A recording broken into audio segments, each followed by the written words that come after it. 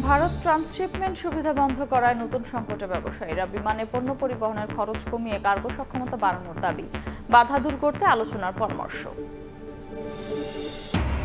অবশেষে শুরু হচ্ছে মাতারবাড়ি সমুদ্র বন্দর তৈরির কাজ। 22 এপ্রিল জাপানি প্রতিষ্ঠানের সঙ্গে চুক্তি। ভিড়তে পারবে বড় বড় জাহাজ, কমবে আমদানি খরচ, তৈরি হবে এনার্জি হাব। বিদেশে পাচারের অর্থ বাজেয়াপ্ত করা নিয়ে দুদকের দাবি প্রশ্নের মুখে। চিঠি চালাচালি ছাড়া সফলতা প্রায় শূন্য। আদালতের আদেশকে জব্দ বলে প্রচার, বলছেন বিশেষজ্ঞ। সরকারি সিদ্ধান্ত, আমরা সেটা মেলা করব। বৈশাখী মেলা আমি এখন পারমিশন দিব না, এটা হবে না। সংস্কৃতি মন্ত্রণালয়ের নির্দেশে বৈশাখী মেলা করতে চায় বরিশাল জেলা পররাষ্ট্র প্রশাসন। নিরাপত্তা শঙ্কায় অনুমতি দিতে রাজি নয় পুলিশ। বর্ষবরণ সামনে রেখে ইলিশের দাম আকাশচুম্বী।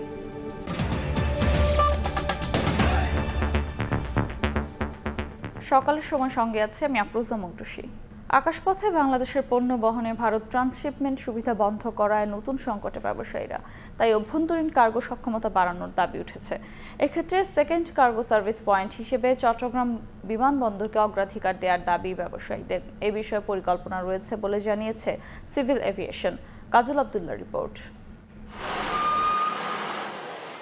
বন্দরে জটলা তৈরির অজুহাত দেখিয়ে এবার ট্রান্সশিপমেন্ট বা স্থলবন্দর থেকে ভারতীয় বিমানবন্দর পর্যন্ত পণ্য পরিবহন সুবিধা বন্ধ করেছে ভারত সরকার। এতে ভারত থেকে বিমানে পণ্য পাঠাতে নতুন সংকটে বাংলাদেশি ব্যবসায়ীরা। মূলত বাংলাদেশ থেকে সাগর পথে সব ধরনের পণ্য রফতানির অন্যতম কেন্দ্রবিন্দু চট্টগ্রাম সমুদ্র বন্দর। কিন্তু গার্মেন্টস পণ্য নির্দিষ্ট সময়ে উৎপাদন করতে না পারা সহ নানা জটিলতায় নির্ভর করতে হয় আকাশপথে। এখন পর্যন্ত বাংলাদেশ থেকে বিমান কার্গোর একমাত্র ভরসা ঢাকা বিমানবন্দর। তবে এখানের কার্গো সুবিধা কম থাকায় গুনতে হয় বাড়তি ভাড়া ও চার্জ। এমন অবস্থায় কম খরচে পণ্য রফতানির সুযোগ নিতে বেনাপোল ও পেট্রাপোল বন্দর দিয়ে দিল্লি বিমানবন্দরের দ্বারস্থ হতে বাধ্য হন ব্যবসায়ীরা। চলমান পরিস্থিতি ঢাকার বাইরেও দ্রুত কার্গো সার্ভিস চালুর দাবি তাদের। চিটাগাং কাস্টমস এবং আপনার চিটাগাং এয়ারপোর্ট কাস্টমস, দুইটা কাস্টমসই কিন্তু একসাথে কাজ করতে পারে। ওকে, এই মাল এয়ার হয়ে গেছে, তাহলে আমার এখানে একই কাস্টমস পাশে আমার এটা ফ্লাই হয়ে যাচ্ছে। এয়ার ফ্রেটের এবং আমাদের এই এয়ার শিপমেন্টের যে রিকোয়ারমেন্টটা থাকে, এইটাকে একটা মানে আমাদের বিজিএমই বিকেএমএর সাথে একটা ক্যালকুলেট করা। তো এভিয়েশন কোম্পানিগুলোকে এখানে definitely it's a big market, তাদের জন্য বিগ মার্কেট। কিন্তু এটাকে আমাদের মানে ডেফিনেটলি আমাদের এই সেগমেন্টগুলোকে কিন্তু আমাদের এখানে কাজ করতে হবে। সিভিল এভিয়েশন বলছে, কার্গো সার্ভিসের অবকাঠামো ও পরীক্ষা নিরীক্ষা শেষে আন্তর্জাতিক অনুমোদন রাতারাতি সম্ভব নয়। তবে চট্টগ্রাম বিমানবন্দরে কার্গো সার্ভিস চালুর জন্য আলোচনা চলছে একটি কোম্পানির সঙ্গে। চিটাগং থেকে যেন আমাদের বন্দরনগরী এবং আমাদের কমার্শিয়াল ক্যাপিটাল থেকে যেন আমরা কার্গো অপারেশন শুরু করতে হয়, সেই প্রসেসটা আমি অলরেডি শুরু করে দিয়েছি। অলরেডি আমি ইয়াং ওয়ান কোম্পানির এসেছিল, ওনাদের সাথে কথা বলেছি। ওনারা এই জিনিসটা তারা যে ইনফ্রাস্ট্রাকচার নেয় সেটা তারা ইনভেস্ট করে আমাদের সাথে এই কার্গো অপারেশনে পুরোপুরি যেতে চায়। তো আমি বলেছি ঠিক আছে, আমাদের যে প্রপোজাল আছে সেই প্রপোজাল পাঠান, সেই প্রপোজালটা আমি স্টাডি করবো, করে আমাদের মন্ত্রণালয়ে পাঠাবো। যদি আমরা উইন উইন সিচুয়েশন থাকে, better we will always go head in that. তথ্য বলছে, ভারতের দিল্লি থেকে প্রতিদিন প্রায় 50 থেকে 60 টন গার্মেন্টস পণ্য ইউরোপের বিভিন্ন দেশে রফতানি করেন বাংলাদেশি ব্যবসায়ীরা। 2024 সালে যার পরিমাণ ছিল প্রায় 10,000 টন। কাজল আব্দুল্লাহ, সময় সংবাদ, ঢাকা। ভারত ট্রান্সশিপমেন্ট সুবিধা বাতিল করার বিকল্প হিসেবে আকাশপথে পণ্য পরিবহনের খরচ কমানো ও বিমানবন্দরের কার্গো সুবিধা বাড়ানোর তাগিদ দিয়েছেন ব্যবসায়ী ও অর্থনীতিবিদরা। পাশাপাশি রফতানি বাণিজ্যে বাধা এড়াতে ভারতের সঙ্গে কূটনৈতিক আলোচনা জোরদার করার পরামর্শ তাদের। ইয়ানুস রিফাতের রিপোর্ট। সম্পর্কের টানাপোড়েনের মধ্যেই ভারতের বন্দর ব্যবহার করে তৃতীয় দেশে পণ্য রফতানি করতে বাংলাদেশকে দেয়া ট্রান্সশিপমেন্ট সুবিধা প্রত্যাহার করেছে দেশটি। কারণ হিসেবে জানানো হয়েছে, তাদের রফতানি বিঘ্নিত হওয়া এবং বিমানবন্দর ও অন্যান্য বন্দরে পণ্যজট কমাতেই নেওয়া হয়েছে এই সিদ্ধান্ত। তবে এতে নেপাল ও ভুটানের সঙ্গে বাংলাদেশের বাণিজ্যে কোনো প্রভাব পড়বে না বলে দাবি ভারতের। স্থলপথে কোনো সমস্যা না হলেও এই সিদ্ধান্তে ভারতের বিমানবন্দর ব্যবহার করে কোনো পণ্য রফতানি করতে পারবে না বাংলাদেশ, এমনটা উল্লেখ করে সাময়িক এই সংকটও সহজেই সমাধান করা সম্ভব বলে মনে করেন বাণিজ্য উপদেষ্টা। ট্রান্সশিপমেন্ট তো রাস্তার যেতে যাচ্ছে, সেখানে তো আমাদের কোনো সংকট তৈরি হয়নি। শুধু এটা এয়ারপোর্ট রিলেটেড একটা সংকট। 40 থেকে 50,000 টন মতো ম্যাটেরিয়াল বাই রোডে এখান থেকে ভারতের বিভিন্ন পোর্ট, বিশেষত দিল্লি, কলকাতা এবং ব্যাঙ্গালোর কিছু, এই পোর্টের মাধ্যমে আমাদের রপ্তানি হতো। আমরা আশা করি যে এই ম্যাটেরিয়ালটা আমরা নিজেরাই ক্যারি করার সক্ষমতা বৃদ্ধির মাধ্যমে আমাদের এই সমস্যার অতি দ্রুত সমাধান করব ইনশাআল্লাহ। ব্যবসায়ীরাও একমত। তবে দেশের বিমানবন্দর দিয়ে আকাশপথে পণ্য পরিবহন সুবিধা বাড়ানোর সঙ্গে খরচ কমানোর উদ্যোগ নিতে হবে সরকারকে। কেন আমাকে $5 থেকে $60 পর্যন্ত মানে পার কেজিতে দিতে হয়, এইটা একটু সরকারের খতিয়ে দেখা দরকার এবং বিদেশি এয়ারলাইন্সগুলি বসা দরকার।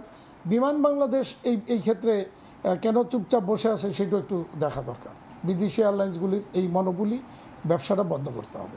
রফতানি বাণিজ্য সম্প্রসারণের পথে ভারতের কোনো সিদ্ধান্ত যেন বাধা তৈরি করতে না পারে, সেজন্য দেশটির সঙ্গে কূটনৈতিক আলাপ আলোচনা জোরদারের আহ্বান জানান অর্থনীতিবিদরা। বাংলাদেশের ভারতে নিযুক্ত হাইকমিশনার, তার এখন প্রধান দায়িত্ব হচ্ছে এটা আলাপ আলোচনা করে এই অচল অবস্থা অবসানের উদ্যোগ গ্রহণ করা। আমরা একটা ভালো অবস্থানে থেকে যাতে সমানভাবে আসলে এটা গেইন করতে পারি, তো সেইভাবে আসলে আমাদেরকে যেতে হবে। ভারতের নতুন সিদ্ধান্ত আঞ্চলিক বাণিজ্যে প্রভাব ফেলতে পারে উল্লেখ করে রফতানি বহুমুখীকরণের ওপর গুরুত্ব দিয়েছেন তারা। ইয়ানুর শিফাত, সময় সংবাদ, ঢাকা। সব জল্পনা কল্পনার অবসান শেষে শুরু হচ্ছে মাতারবাড়ি গভীর সমুদ্র বন্দরের নির্মাণ কাজ।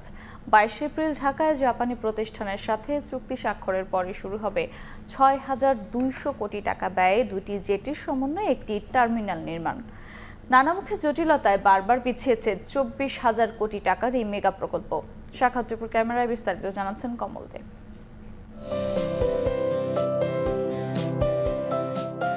কয়েক বছর আগে ৯,০০০ কোটি টাকা খরচ করে কক্সবাজারের মহেশখালীর মাতারবাড়িতে তৈরি করা হয় ৬.৫ কিলোমিটার দীর্ঘ এবং ১৪.৫ মিটার গভীরতার এই কৃত্রিম চ্যানেল। এরই মধ্যে কয়লা ভিত্তিক বিদ্যুৎ কেন্দ্রের জন্য আনা কয়লা নিয়ে ভিড়েছে একাধিক বিশাল আকৃতির জাহাজ, কিন্তু নানামুখী জটিলতায় বারবার পিছিয়েছে পূর্ণাঙ্গ গভীর সমুদ্র বন্দর নির্মাণ কাজ। চট্টগ্রাম বন্দরের তথ্য অনুযায়ী সময় ক্ষেপণের কারণে মাতারবাড়ি প্রকল্প খরচ ২ দফায় বেড়ে এসে দাঁড়িয়েছে ২৪,৩৮১ কোটি টাকায়। আর প্রথম পর্যায়ে যে টার্মিনাল নির্মাণ হচ্ছে তার খরচ ধরা হয়েছে ৬,১৯৬ কোটি টাকা, যার পুরোটাই বহন করবে জাপানি সংস্থা জাইকা। এরই অংশ হিসেবে জাপানি প্রতিষ্ঠান পেন্টাওশান এবং থোয়া কর্পোরেশনের সঙ্গে ২২ এপ্রিল চুক্তি করতে যাচ্ছে চট্টগ্রাম বন্দর কর্তৃপক্ষ। চুক্তি অনুযায়ী আগামী ৪ বছরে ৪৬০ মিটার দীর্ঘ একটি কন্টেইনার জেটি এবং ৩০০ মিটার দীর্ঘ আরও একটি মাল্টিপারপাস জেটি সহ টার্মিনাল নির্মাণ করা হবে। এই চুক্তিটা হবে টোটাল প্রায় ৬,১৯৭ কোটি টাকা, পুরোটাই হচ্ছে জাইকার অর্থায়নে, এবং আগামী ডিসেম্বর ২০২৯ সাল পর্যন্ত এটার চুক্তির মেয়াদ থাকবে এবং এর মধ্যেই তারা টার্মিনালটা নির্মাণ করবে। গভীর সমুদ্র বন্দরের সুবিধাকে কাজে লাগিয়ে মাতারবাড়িতে এই অঞ্চলের সবচেয়ে বড় এনার্জি হাব গড়ে তোলার পরিকল্পনা নিয়েছে চট্টগ্রাম বন্দর কর্তৃপক্ষ, যে কারণে গভীর সমুদ্রে পাইপের মাধ্যমে তেল সরবরাহে এসপিএম এর ল্যান্ডিং স্টেশন করা হয়েছে মাতারবাড়িতে। একটা টার্মিনাল হবে 0.5 মিলিয়ন থেকে 0.7 মিলিয়ন টিউস সক্ষমতা থাকবে। মাতারবাড়িতে যেহেতু একটা এনার্জি হাব হবে, ওইটাও আমাদের অনেক সহায়ক ভূমিকা রাখবে। গত ১০ বছরের বেশি সময় ধরে বেশ কটি দেশ এই গভীর সমুদ্র বন্দর নির্মাণে সহযোগিতায় আগ্রহী হলো। বাংলাদেশ শেষ পর্যন্ত জাপানকে বেছে নিয়েছে। এক্ষেত্রে অত্যাধুনিক প্রযুক্তি ব্যবহারের কারণে নির্ধারিত সময় ২০২৯ সালের আগেই টার্মিনাল নির্মাণে আশাবাদী প্রকল্প সংশ্লিষ্টরা। স্পেশাল টেকনোলজি ব্যবহার করা হচ্ছে এই বন্দরের জন্য, সেটা হচ্ছে স্টিল স্ট্রাস সিস্টেম। এটার অনেক কিছু বাইরে আগে তৈরি করা হবে এবং এইখানে এনে বসানো হবে, অতএব এই নির্মাণ কাজ খুবই দ্রুত সম্পন্ন হবে। ১৪.৫ মিটার গভীরতার কৃত্রিম এই চ্যানেলের কারণে বিশ্বের সবচেয়ে বড় জাহাজটিও সহজে নোঙর করতে পারবে মাতারবাড়িতে। প্রতিটি জাহাজের কন্টেনার ধারণ সক্ষমতা থাকবে ৮ থেকে ৯,০০০। বড় জাহাজ আসার পরিমাণ বাড়লে কমবে আমদানি খরচ। ৮০,০০০ থেকে ১ লক্ষ টন যদি কার্গো আসে, প্রোডাক্ট কস্ট তখন অটোমেটিকলি কমে যাবে। তত তাড়াতাড়ি সম্ভব এটাকে দ্রুত পরিচালনার মধ্যে নিয়ে আসলে দেশের মানুষ উপকৃত হবে, দেশের ট্রেডের মধ্যে এবং বড় একটা অর্থনীতিতে একটা বড় ভূমিকা রাখবে বলে মনে করি। ২০২৯ সালের মধ্যে ১১ লাখ এবং ২০৪১ সালে ২৬ লাখ কন্টেনার হ্যান্ডেলিং সক্ষমতা থাকবে মাতারবাড়ি গভীর সমুদ্র বন্দরে। কমল দে, সময় সংবাদ, চট্টগ্রাম। দুর্নীতিবাজদের বিদেশে পাচার করা শত শত কোটি টাকার সম্পদ জব্দ করছে দুদক। কিছুদিন পরপরই চাঞ্চল্যকর এমন নানা সফলতার বার্তা জানান দেয় রাষ্ট্রীয় দুর্নীতি বিরোধী সংস্থাটি। যদিও তথ্য বলছে, বাস্তবে চিঠি চালাচালি ছাড়া সম্পদ জব্দের কোনো সিদ্ধান্তই আলোর মুখ দেখেনি। এ যাবৎকাল রাজনৈতিক বিবেচনায় সিঙ্গাপুর থেকে অর্থ ফেরত আনা ছাড়া আর কোনো সফলতা নেই দুদকের ঝুলিতে। বিশেষজ্ঞরা বলছেন, আদালতের আদেশকেই বিদেশে সম্পদ জব্দ বলেই চালিয়ে দেওয়া হচ্ছে। তাসলিম তৌহিদের রিপোর্ট।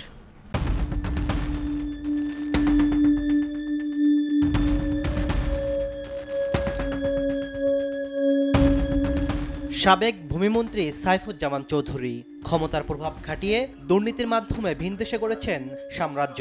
গেল অক্টোবরে দুদকের আবেদনে যুক্তরাজ্যে ৩৪৩টি, সংযুক্ত আরব আমিরাতে ২২৮টি এবং যুক্তরাষ্ট্রে ৯টি বাড়িসহ স্থাবর অস্থাবর সম্পদ জব্দের আদেশ দেন আদালত। ৫ মাস পরে সেসব দেশে চিঠি পাঠাতে যাচ্ছে দুদক।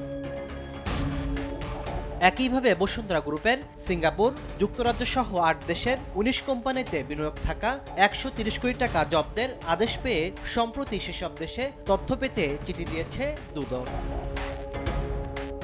নাসা গ্রুপের নজরুল ইসলাম মজুমদার, বেক্সিমকো গ্রুপের সালমান এফ রহমান সহ পট পরিবর্তনের পর বিদেশে ১৬৫ কোটি টাকার বেশি সম্পদ জব্দের আদেশ দিয়েছেন আদালত, যেগুলোকে বিদেশে সম্পদ জব্দের সফলতা হিসেবে জানান দিচ্ছে সংস্থাটি। বাস্তবতা বলছে, চিঠি পাঠানোর মধ্যে সীমাবদ্ধ এসব তোড়জোড়। বিষয়টি স্বীকার করে দুদক মহাপরিচালকের দাবি, বিদেশে সম্পদ জব্দের বিষয়টি সময় সাপেক্ষ। যেগুলি বিদেশে রয়েছে সেগুলি একটু প্রক্রিয়া আছে, সেই কার্যক্রমগুলো আমাদের সংশ্লিষ্ট অনুসন্ধান দল এই কাজগুলো করছেন, সেটাও দেখবেন। এই প্রক্রিয়াটা একটু সময় সাপেক্ষ, বাট এই কার্যক্রমগুলো চলমান আছে। দুদকের ইতিহাস জানান দিচ্ছে, এ যাবৎকালে রাজনৈতিক বিবেচনায় আওয়ামী লীগ সরকারের সময় সিঙ্গাপুর থেকে একটি নির্দিষ্ট পরিমাণ অর্থ ফেরত এনেছিল। এর বাইরে সম্পদ জব্দ কিংবা দেশে ফেরত আনার তেমন কোনো নজির নেই। সম্পদ জব্দের আদেশ বাস্তবায়নে সক্রিয় হওয়ার তাগিদ বিশেষজ্ঞদের।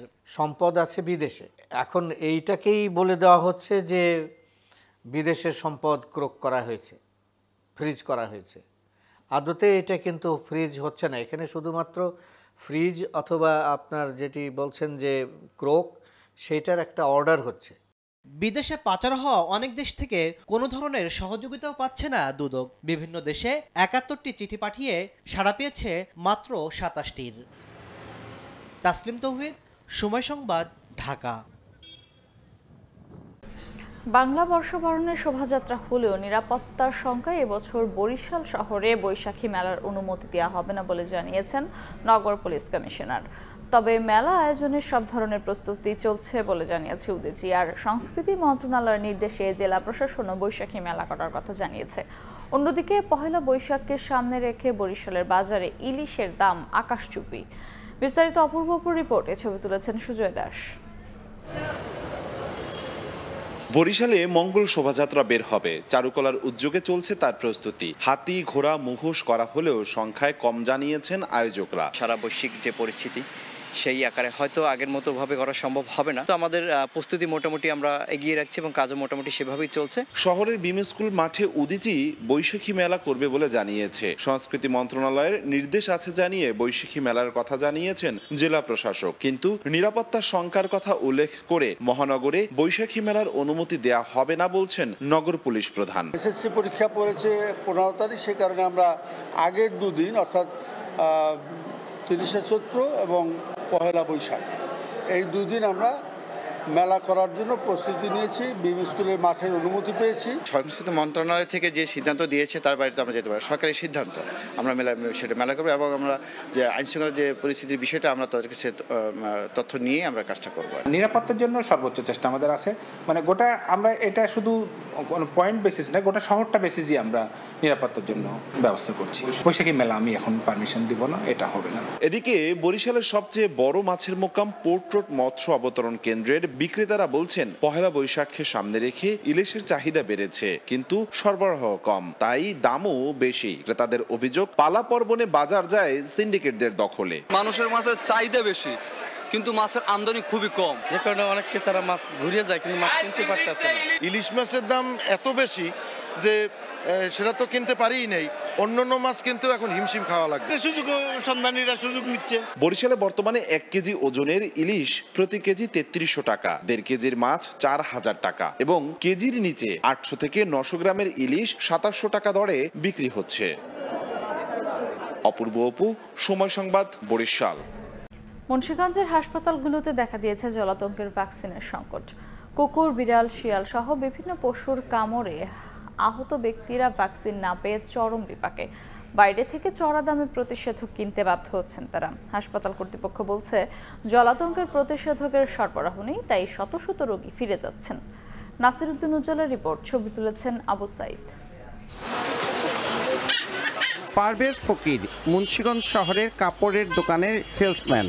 রমজান শুরুর 2 দিন আগে দোকানে যাওয়ার পথে পেছন থেকে আকস্মিক পাগলা কুকুরে কামড়ায়। প্রথমে সরকারি হাসপাতালে ও পরে শহরের ফার্মেসিগুলো ঘুরেও ভ্যাকসিন না পেয়ে সন্ধ্যায় ছুটে যান রাজধানীর মহাখালীর সংক্রামক হাসপাতালে। সেখানে 3 দফায় 2 হাতে 6 ডোজ ভ্যাকসিন নেন।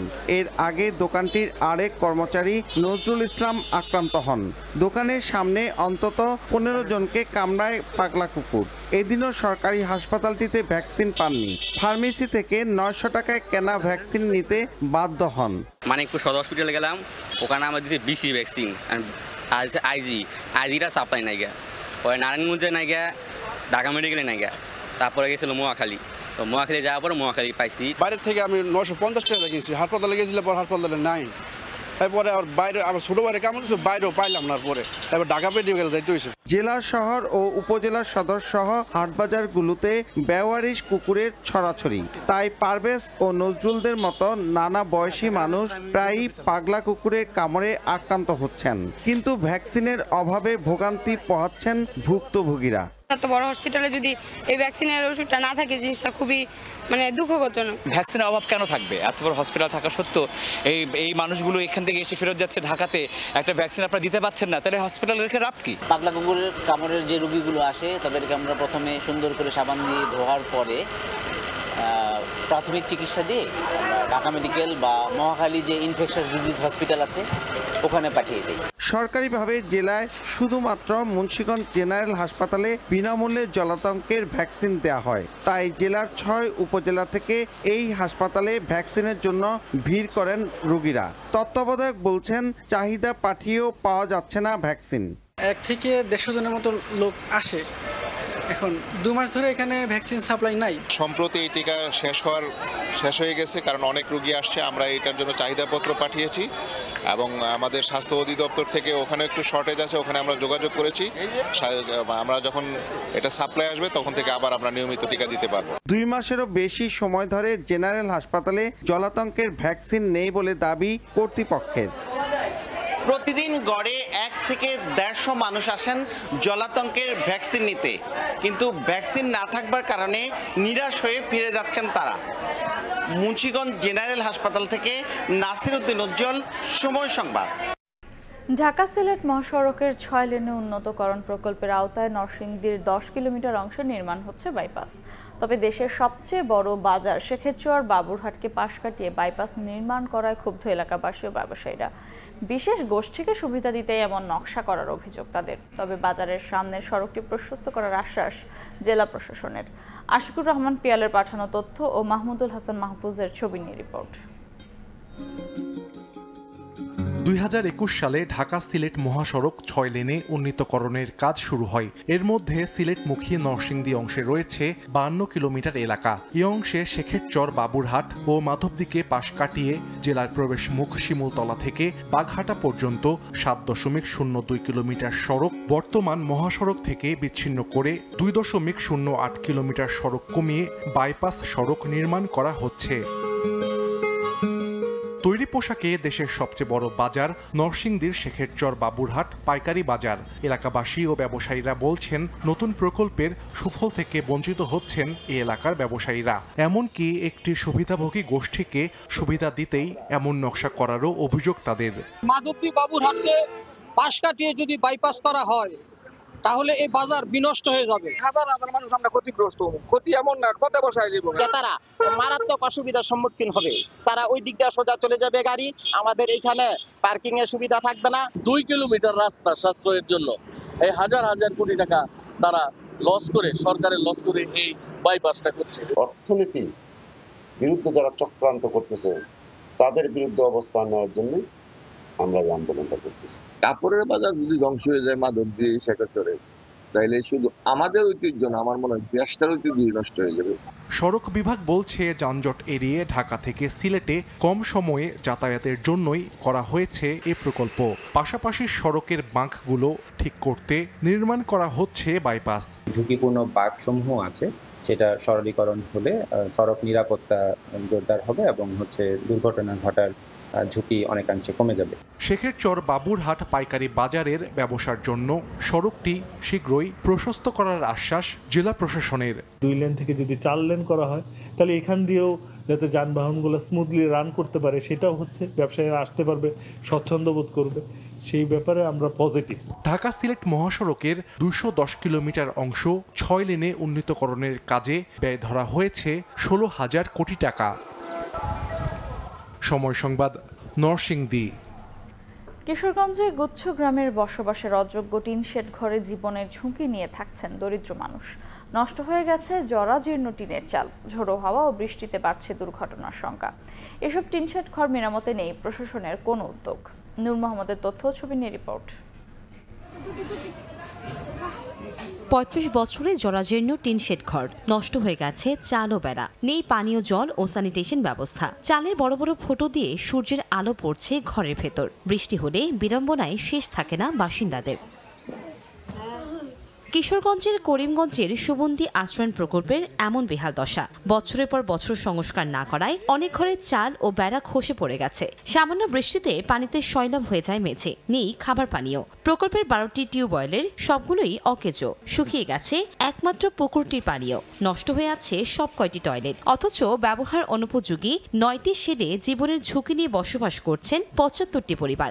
এক একটি কক্ষে গাদাগাদি করে থাকেন 5 থেকে 10 জন। বছরের পর বছর এমন মানবেতর জীবনযাপন করলেও যেন দেখার কেউ নেই। এমন একটা ঘর দিছে আমাদের, বৃষ্টি আসলে ঘর পুরো বন্যা দিয়ে যায়, মাটিতে পাড়া দেওয়া যায় না, টয়লেটও যাইতে পারি না, অবস্থা দরজা নাই। সরকারে আমরা দয়া করিয়া এই ঘরটিরে একটু মেরামত করে দিয়ে আমরা যারা গরিব গঙ্গার আছি সুন্দর করে আমরা থাকতে পারি।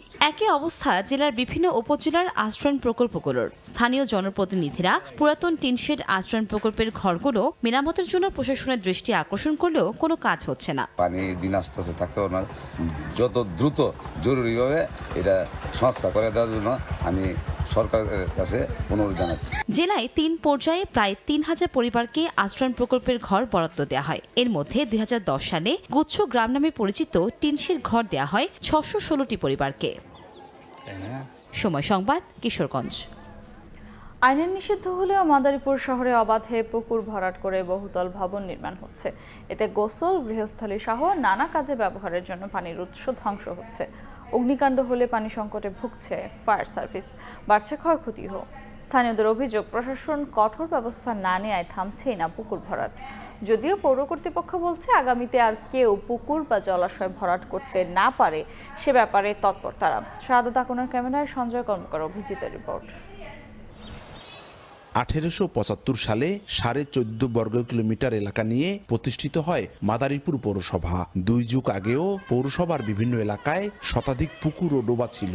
বর্তমানে তা অর্ধেকে নেমে এসেছে। এলাকাবাসীর অভিযোগ, ক্ষমতার দাপটে জলাশয় ভরাট করছে এক শ্রেণীর প্রভাবশালী। পরে সেখানে নির্মাণ করা হচ্ছে বহুতল ভবন, মার্কেট আর কারখানা। ফলে অগ্নিকাণ্ডে পানির উৎস কমে যাওয়ায় বাড়ছে ক্ষয়ক্ষতি। ক্ষুব্ধ বাসিন্দারাও। বেশিরভাগ পুকুরে ভরাট হয়ে গেছে, এজন্য পরিবেশের ভারসাম্য সমস্যা হচ্ছে এবং শহরের কোথাও যদি আগুন লাগে তাহলে পানির ব্যবস্থা হয় না। বড় বড় পুষ্করিণীগুলো ভরাট করে এখন বিল্ডিং বালাখানা করতেছে, বড় বড় দোকানগুলো করতেছে। পুকুরগুলি জায়গাগুলি আছে ভরাট হয়ে গেছে, এটি পূর্ণ খনন করে পানির সুব্যবস্থা করা হোক। আমরা আশা করি পুকুর শীঘ্রই পরিষ্কার হবে, আমাদের দোকানপাটে উন্নয়ন হবে। আরো প্রাকৃতিক জলাধার সংরক্ষণ আইন 2000-এ বলা হয়েছে সরকারি কিংবা ব্যক্তি মালিকানা কোনো পুকুর বা জলাশয় ভরাট করা যাবে না। এই আইন অমান্য করলে 5 বছরের কারাদণ্ড বা 50,000 টাকা জরিমানা কিংবা উভয় দণ্ডের বিধান রয়েছে।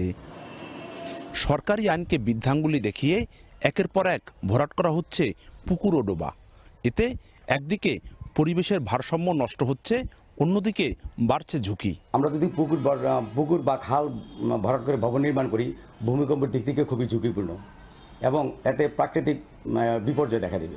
আইন অমান্যকারীদের বিরুদ্ধে ব্যবস্থা নেওয়া হবে উল্লেখ করে পৌর কর্তৃপক্ষ বলছে, পানির উৎস বাড়াতে সংরক্ষণ করা হবে পুকুর ও জলাশয়। কোথায় কোথায় পুকুর আছে, এই পুকুরগুলো আমরা শনাক্ত করব।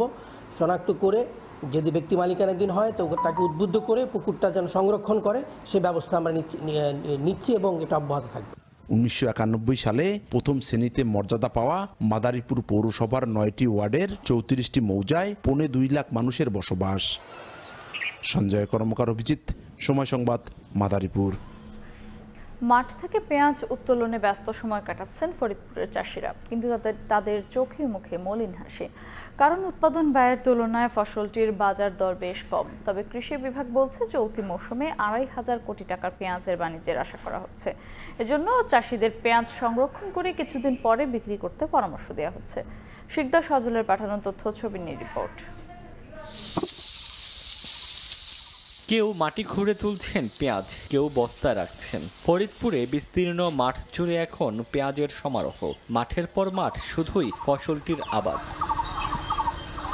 কিন্তু কৃষকের চোখে মুখে মলিন হাসি, কারণ উৎপাদন ব্যয়ের তুলনায় ফসলটির বাজার দর কম। বর্তমানে বাজারগুলোতে পাইকারি পেঁয়াজের দাম মন প্রতি 1,100 থেকে 1,300 টাকা পর্যন্ত। আবহাওয়া অনুকূলে থাকায় ফলনও হয়েছে কম, পাশাপাশি দাম কম পাওয়ায় লোকসানের সংখ্যা রয়েছেন চাষিরা।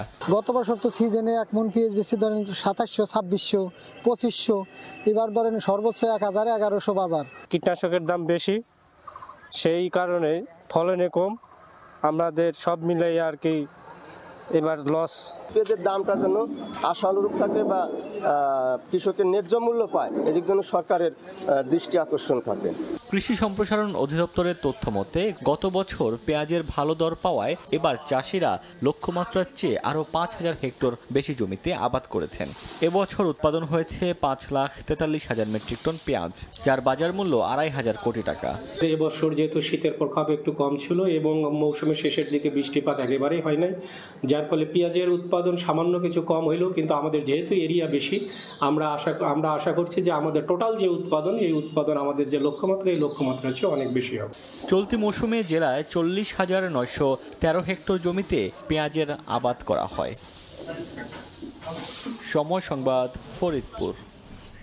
যুক্তরাষ্ট্রের নিউ ইয়র্কে একটি যাত্রীবাহী হেলিকপ্টার বিধ্বস্ত হয়ে 3 শিশু সহ 6 জন নিহত হয়েছেন। স্থানীয় সময় বৃহস্পতিবার বিকেলে হাডসন নদীতেই দুর্ঘটনা ঘটে। নিহতদের মধ্যে একজন পাইলট ও বাকিরা স্পেন থেকে আসা একই পরিবারের সদস্য। নিউ ইয়র্ক থেকে হাসানুজ্জামান সাকির রিপোর্ট। নিউ ইয়র্কের দুটি নদী হাডসন ও ইস্ট রিভারে হেলিকপ্টার ভ্রমণ পর্যটকদের কাছে খুবই জনপ্রিয়। এই রাইডের মাধ্যমে বিশাল বিশাল অট্টালিকা, আইকনিক স্ট্যাচু অব লিবার্টি ও ওয়ার্ল্ড ট্রেড সেন্টার সহ নিউ ইয়র্কের নান্দনিক সৌন্দর্য ভ্রমণ পিপাসুদের কাছে ধরা পড়ে। বৃহস্পতিবার স্পেন থেকে আসা 5 সদস্যের একটি পরিবার সেই রকমই একটি হেলিকপ্টার রাইডে বেরিয়েছিলেন, কিন্তু ভাগ্যের নির্মম পরিহাস, 15-20 মিনিট ধরে ওড়ার পর হঠাৎ হেলিকপ্টারটি হাডসন রিভারে বিধ্বস্ত হয়। মারা যান 3 শিশু সহ 5 সদস্যের পরিবারের সবাই। মারা গেছেন পাইলটও। 6 জন ভুক্তভোগীকেই পানির মধ্যে থেকে উদ্ধার করা হয়েছে। দুঃখজনকভাবে 6 জনকেই মৃত ঘোষণা করা হয়েছে। আমরা তাদের পরিবারের জন্য প্রার্থনা করছি। উদ্ধারকর্মীদের সাহস ও নিষ্ঠার জন্য তাদের প্রতি কৃতজ্ঞতা প্রকাশ করছি। পুলিশ জানায় পিয়ার 40 নদীর ঘাটে এ দুর্ঘটনা ঘটে। ফ্লাইং ট্র্যাকিং সাইট ফ্লাইট রাডারের তথ্য বিশ্লেষণ করে দেখা গেছে হেলিকপ্টারটি প্রায় 16 মিনিট ধরে উড়েছিল এবং তারপর হঠাৎ নদীর পানিতে আছড়ে পড়ে। ঘটনাস্থলেই 6 জনের মৃত্যু হয়। ফেডারেল এভিয়েশন অ্যাডমিনিস্ট্রেশনের রেকর্ড বলছে 2004 সালে নির্মিত হেলিকপ্টারটির 2029 সাল পর্যন্ত বিমান চলাচলের যোগ্যতার সার্টিফিকেট ছিল। তবে কি কারণে এই দুর্ঘটনা ঘটেছে তা খতিয়ে দেখছে কর্তৃপক্ষ। হাসানুজ্জামান সাকি, সময় সংবাদ, নিউ ইয়র্ক। নতুন আরোপিত শুল্ক সহ চীনের উপর যুক্তরাষ্ট্রের শুল্কের মোট হার এখন দাঁড়িয়েছে 145%। পাল্টা হিসেবে চীন আরোপ করেছে 84% ট্যারিফ। চলমান বাণিজ্যের যুদ্ধ থামাতে চীনের সঙ্গে চুক্তি করতে আগ্রহী বলে জানিয়েছেন মার্কিন প্রেসিডেন্ট ডোনাল্ড ট্রাম্প। এদিকে পাল্টাপাল্টি শুল্ক আরোপের সরাসরি প্রভাব পড়েছে বিশ্ববাজারে, বিশেষ করে প্রযুক্তি খাতে। আরও তীব্র রূপ নিয়েছে যুক্তরাষ্ট্র ও চীনের বাণিজ্য যুদ্ধ। আগের 20% ফেন্টালিন সম্পর্কিত শুল্ক সহ চীনের ওপর মোট শুল্কের হার এখন 145%। স্থানীয় সময় বৃহস্পতিবার একথা জানিয়েছে হোয়াইট হাউস। এর মধ্যে দেশটির ওপর নতুনভাবে আরোপিত শুল্ক 125%। পাল্টা হিসেবে যুক্তরাষ্ট্রের পণ্যে 84% শুল্ক বসিয়েছে চীন। এই বাণিজ্য যুদ্ধের মধ্যেই চীনের সঙ্গে বাণিজ্য চুক্তি করতে আগ্রহের কথা জানিয়েছেন মার্কিন প্রেসিডেন্ট ডোনাল্ড ট্রাম্প। স্থানীয় সময় বৃহস্পতিবার মন্ত্রিসভার বৈঠকে সাংবাদিকদের সামনে এ আগ্রহ জানান তিনি। এদিকে চীন জানায় যুক্তরাষ্ট্র নিজেদের সুবিধার জন্য শুল্ককে অস্ত্র হিসেবে ব্যবহার করছে। তবে এ নিয়ে সংলাপের দরজা এখনো খোলা বলে জানিয়েছে চীনের বাণিজ্য মন্ত্রণালয়, কিন্তু প্রয়োজনে শেষ পর্যন্ত লড়বে বলেও জানিয়ে দিয়েছে বেইজিং। দুই দেশের এই পাল্টাপাল্টি পদক্ষেপ বড় ধরনের চাপ সৃষ্টি করছে বৈশ্বিক বাণিজ্যে। বিশেষ করে মার্কিন শেয়ার বাজারে এর প্রভাব স্পষ্ট। বেকায়দায় পড়তে যাচ্ছে প্রযুক্তি খাত। বিশেষ করে অ্যামাজন ও অ্যাপলের মতো কোম্পানিগুলোর শেয়ার এক পর্যায়ে 7% পর্যন্ত পড়ে গেছে। বাজারে অস্থিরতা বৃদ্ধির পাশাপাশি অনিশ্চয়তা দেখা দিয়েছে বিনিয়োগকারীদের মধ্যে।